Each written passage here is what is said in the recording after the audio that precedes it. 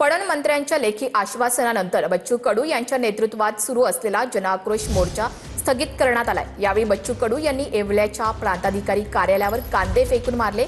आमच्या मागण्या मान्य न झाल्यास पणन मंत्री जयकुमार रावल यांच्या घरात कांदे भरू असा इशारा सुद्धा बच्चू कडू यांनी दिला। कांदा आणि मका पिकाला योग्य भाव देण्याची मागणी सुद्धा बच्चू कडू यांनी केलेली आहे। जयकुमार रावलजी जे पणन मंत्री आहे त्यांनी एक पत्र पाठवलं की आम्ही लगेच मुख्यमंत्र्यांसोबत बैठक लावू। त्यांनी ते लेखी आश्वासन दिलेलं आहे, त्यांनी ते पूर्ण करावं। उद्यापर्यंत तशा प्रकारचे डीएमओला आदेश देऊन ते गुन्हे दाखल करण्याचं सुद्धा सूचना दिल्या जाईल। आणि मला असं वाटतं का पणन मंत्र्यांनी आणि मुख्यमंत्र्यांनी लक्ष घालावं। आज आम्ही कांदा मारलाय ऑफिसला, त्याचा निषेध नोंदवलाय। उद्या या ऑफिसमध्ये कांदा भरू, बसायला जागाच ठेवू नये अधिकाऱ्याला, आणि इथे झालं नाही तर मग पणन मंत्र्याच्या घरात कांदा भरू। मुंबई महापालिकेच्या मनमानी कारभाराविरोधात भाजपच्या नगरसेवकांनी आंदोलन केलेलं आहे। विधानसभा अध्यक्ष राहुल नार्वेकरांच्या बंधूंसह बहीण आणि बहिणींना आंदोलन केले। मुंबई पालिकेत भाजपचा नगरसेवक असून सुद्धा भाजप नगरसेवकांवर आंदोलनाची वेळ आली। राज्य सरकारनं स्थगितीचे निर्देश दिलेले असताना देखील आकांक्षी शौचालयाचं काम सुरू असल्यानं भाजपचे नगरसेवक आक्रमक झाले होते।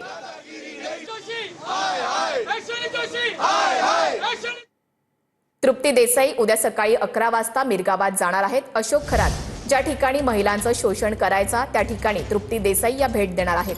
तृप्ती देसाई एसआयटी प्रमुख तेजस्विनी सातपुतेंची दुपारी भेट घेणार आहेत।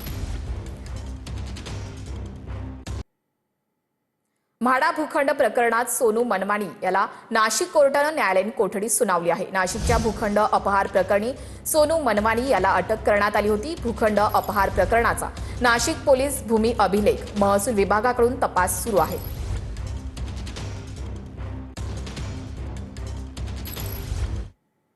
पुण्यात शिकणारे बाहेर गावातील विद्यार्थी जेवणाचे हाल होत असल्यानं गावाकडे निघालेत।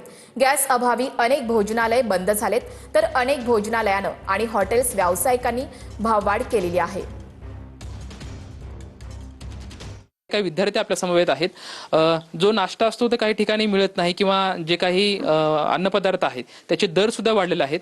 काय कुठल्या समस्येला सामोरं जावं लागतंय आणि आता सर तुमच्यावरती परिस्थिती ह्याची ओढली की तुम्हाला आता शहर सोडून गावाकडे तुम्ही चालले म्हणजे जाणार आहे सर। ॲक्च्युली काय अभ्यास करत असताना बेसिकली विद्यार्थ्यांना अभ्यासिका आणि फूड म्हणजे नाश्ता आणि जेवण हे दोनच गोष्टी आवश्यक असतात जास्तीत जास्त। तर सध्या सर परिस्थिती अशी की युद्ध चालू झाल्यापासून मेसला पहिल्यांदा गॅस मिळत नाही। मग गॅस मिळत नसल्यामुळे विषय असा होतो की मेसवाले काय म्हणतात, आता गॅसच नाही सिलेंडर, आम्ही फूड कसं हे करावं, म्हणजे तुम्हाला शिजवून द्यावं किंवा तुम्हाला अवेलेबल कसं करून द्यावं, त्यांच्याकडून काही सोयी फारशी होत नाही। त्यामुळे आम्ही आता खाऊ गल्ली जी आहे आपल्या शिवाजीनगरची किंवा FC रोडच्या परिसरामधली तिथं आम्ही खाण्याचा प्रयत्न करतो, परंतु तिथं पण नाश्ता महाग झालेला आहे। पहिला 25 रुपयाला पोहे मिळायचे, आता तेच 35-40 पर्यंत पोहे गेलेले आहेत। त्यामुळे महागाई एकंदरीत वाढलेली आहे। एरवी नाश्ता मिळणारा 20 रुपयाला पोहे मिळायचे, तर आता तेच पोहे 35 ते 40 रुपयाला मिळत आहेत। त्यामुळे अशी परिस्थिती ओढवली की आता गावाकडे जाण्याची वेळ आलेली आहे। सुरुवातीला आपलं 2700 रुपयाला मेस असायची सर, आता 3700 ते 4000 पर्यंत मेस झालेली आहे। आणि नाश्ता 20चा नाश्ता 35ला 40ला मिळतोय सर। त्यामुळे फार द्विधा मनस्थिती झाली मुलांची की इथं थांबायचं की नाही थांबायचं। कॅमेरामॅन विशाल रायपुरे सोबत लक्ष्मण जाधव, TVN मराठी, पुणे। जळगाव शहरातील पेट्रोल पंपांवर वाहनधारकांनी पेट्रोल डिझेल खरेदी करण्यासाठी लांबच लांब रांगा लावल्या होत्या। पेट्रोल पंपावरील पेट्रोल डिझेलचा साठा संपून पेट्रोल पंप बंद पडेल या अफवेमुळे वाहनधारकांनी गर्दी केली होती। दुसरीकडे जळगावच्या मोहाडी परिसरातील पंपांवरील पेट्रोल डिझेलचा साठा संपलेला आहे। 24 तास चालणारा पेट्रोल पंपाचा साठा संपल्यामुळे 9 वाजताच पेट्रोल पंप बंद करण्यात आले आहेत। बोल रहे बंद होने वाला है, बंद होने वाला है। हाँ ऐसे बोला, इसके लिए आ रहे हैं। किसने बोला? सब कुछ सुना ही दिया है, इसके लिए बोले बंद हो जाए। गैस बंद हुआ वैसे बंद हो जाएगा। कुठे कुठे बंद पडले? कुठे दुसरा पेट्रोल पंप आपलं ते डिमार्ट जोड बंद पडला, काय बंद केलेलं गेट, म्हणून पब्लिक एवढी गर्दी करते।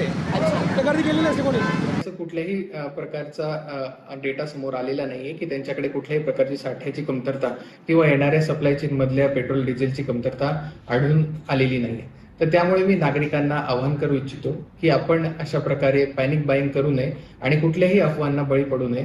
हा साठा पर्याप्त प्रमाणामध्ये उपलब्ध आहे। पेट्रोल मिळणार नसल्याच्या अफवेमुळे चंद्रपूर शहरातील अनेक पेट्रोल पंपांवर नागरिकांच्या लांबच लांब रांगा पाहायला मिळाल्या।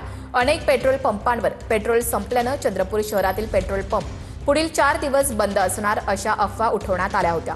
यामुळे लोकांमध्ये भीतीचं वातावरण होतं आणि यामुळे अनेकांनी पेट्रोलचा साठा केल्यामुळे पेट्रोल पंपांवरील पेट्रोल देखील संपलेलं आहे। संभाजीनगरमध्ये घरगुती गॅससाठी नागरिकांच्या लांबच लांब रांगा लागल्या होत्या। संभाजीनगरच्या वाळूज परिसरात गॅससाठी मोठी गर्दी झाली होती। बुकिंग करून सुद्धा गॅस मिळत नसल्याचा नागरिकांचा आरोप आहे। शुक्रवारपासून मी रांगेत आहो। शुक्रवारी दुपारपर्यंत होतं, दुपारी गॅस संपला असं सांगितलं। दुसरी गाडी येईल म्हणले, पण दुसरी गाडी काही आलं नाही। शनिवारी पण लाईनमध्ये दिवसभर भर उन्हात उभा होतो, शनिवारी गाडी आली नाही। परत रविवारी कालचा दिवस, माझे आज 3 दिवस गेले सर। 3 दिवस मी सुट्टी, मला गॅस संपलाय म्हणून मला सुट्टी मारावी लागली आहे। गॅसच्या डबल गॅस 1000 रुपयाचा आहे, पण माझं 3-4 हजार याच्यामध्येच गेले ना। माझे 4 दिवस सुट्टी पडली सर गॅसमुळे। आम्ही 8 दिवसापासून फिरले, मग ड्युटीला जायला आणा इलेक्ट्रिक गॅस आणलं, तिच्यावर स्वयंपाक करतो आम्ही।